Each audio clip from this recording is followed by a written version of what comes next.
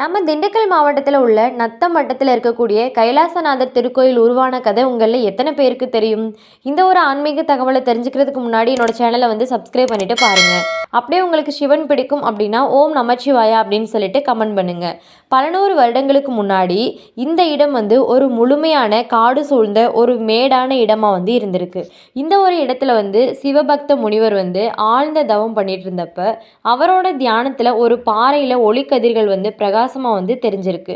அந்த ஒளிக்குள்ளே இருந்து சுயம்புலிங்கமாக சிவன் தோன்றி இந்த இடம் என்னோட கைலாசம் அப்படின்னு சொல்லியிருக்காரு. அதுக்கப்புறமா பாண்டியரோட காலத்தில் சின்ன சன்னதி மாதிரி கட்டப்பட்டதாக சொல்லப்படுது. அதுக்கப்புறமா நாயக்கர் காலத்தில் தான் இன்னைக்கு நம்ம பார்க்கக்கூடிய பெரிய கைலாசநாதர் திருக்கோயிலாக மாறினதாக சொல்லப்படுது. மேற்கு திசையை நோக்கி நிற்கக்கூடிய ஒரு அரிதான சிவாலயம் தான் இந்த கைலாசநாதர் திருக்கோயில் அப்படின்னு சொல்லப்படுது.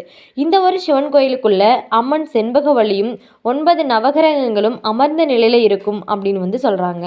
உங்களில் எத்தனை பேர் இந்த கைலாசநாதர் திருக்கோவிலுக்கு போயிட்டு வந்திருக்கீங்க அப்படின்னு சொல்லிட்டு எனக்கு கமெண்ட்ல சொல்லுங்க.